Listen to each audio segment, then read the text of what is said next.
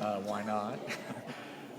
For me, it was time. Yeah. You know, I've gotten into kind of college coaching later in my coaching career, so you know, I don't know how many opportunities there were going to be, and so it wasn't like I was just going to get the first job I could get.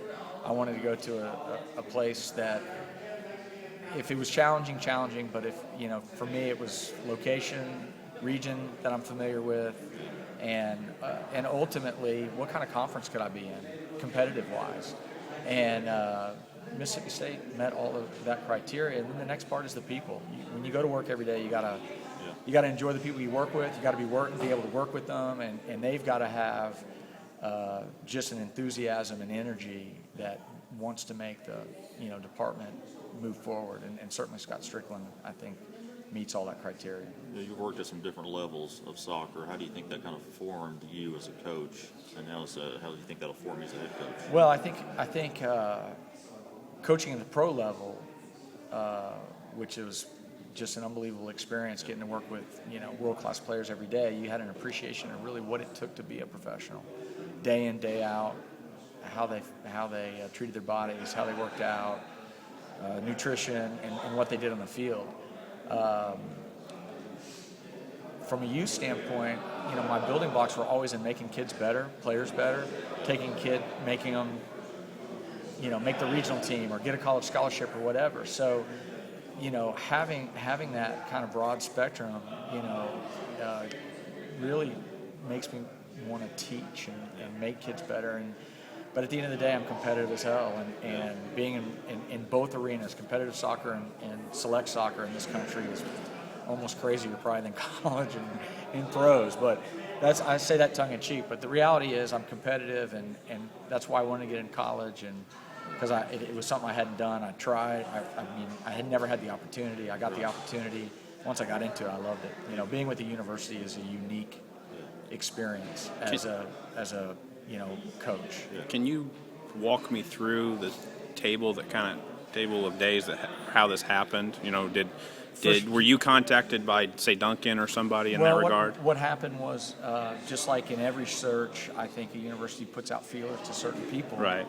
And some of those people contacted me and said, "Hey, would you have?" They had a vested interest in Mississippi State soccer getting better.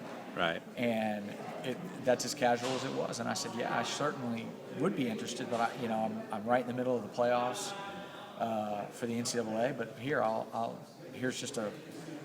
send you my resume, my basically timeline sheet of what I've done, and do with it what you want." And then from there,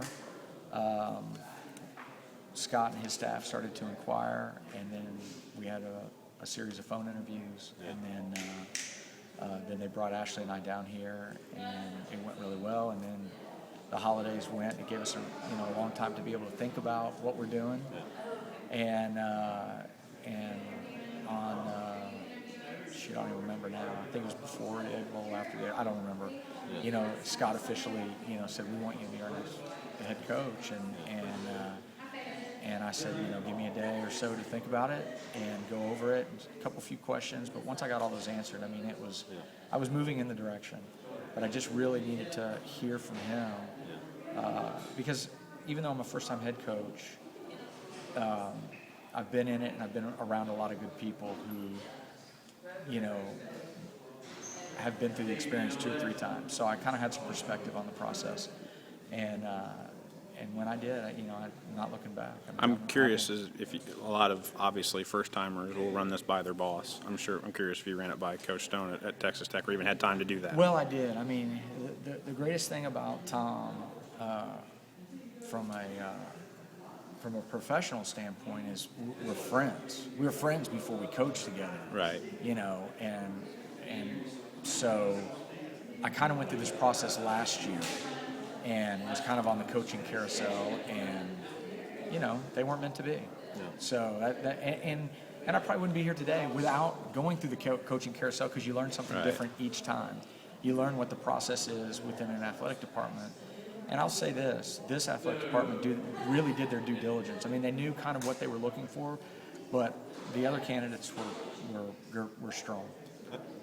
They were strong, and so hats off to them.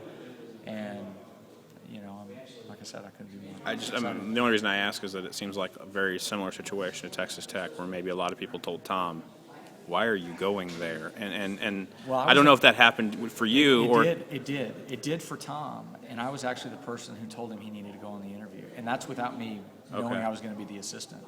He asked me while I was the director of coaching at FC Dallas. He had gotten, interest, and then he had talked, and then he called me and said, "Hey, what do you think about Tech? I'm getting interest." I said, "You got to go." He goes, "Well, why?" I said, "Well, Tom," I said, "Tech is one of 3 universities that you could say are the 3 universities. No disrespect to the other ones, but I mean, Right.